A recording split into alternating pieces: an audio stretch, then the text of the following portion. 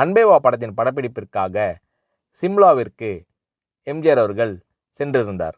சீன எல்லையோரம் சென்றபோது நமது இராணுவ வீரர்களை போய் பார்த்துவிட்டு வர வேண்டும் என்று மக்கள் திலகம் எம்ஜிஆர் அவர்கள் விரும்பினார்.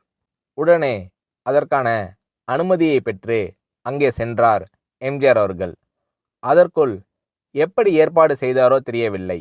நிறைய ஹார்லிக்ஸ் பாட்டில்கள் வந்து சேர்ந்தன. அவற்றை எம்ஜிஆர் அவர்கள் இராணுவ வீரர்களிடம் கொடுத்து மகிழ்ந்தார். இராணுவ வீரர்களிடையே சகஜமாக பழகினார் எம்ஜிஆர் அவர்கள். அங்கே ஒரு காயமடைந்த வீரர் எம்ஜிஆர் அவர்களை பார்த்ததும் அப்படியே ஆனந்த கண்ணீர் வடித்தார். அந்த இராணுவ வீரர் ஒரு தமிழர். நாட்டை காக்கும் பணியில் காயம்பட்டிருந்தார். உடன் பிறந்த சகோதரனிடம் பாசம் காட்டுவது போல் அந்த இராணுவ வீரரிடம் எம்ஜிஆர் அவர்கள் பாசம் காட்டினார். இராணுவ முகாமிலிருந்து புரட்சித் தலைவர் எம்ஜிஆர் அவர்கள் தன் காரில் வந்து கொண்டிருந்த போது செக்போஸ்ட் ஒன்றில் திடீரென்று குறுக்கு கம்பு போட்டு வண்டி நிறுத்தப்பட்டது. குளிர் உடையில் தன்னை போர்த்தி கொண்டிருந்த ஒரு இராணுவ வீரர் எம்ஜிஆர் அவர்களின் கார் அருகே வந்து நின்றார்.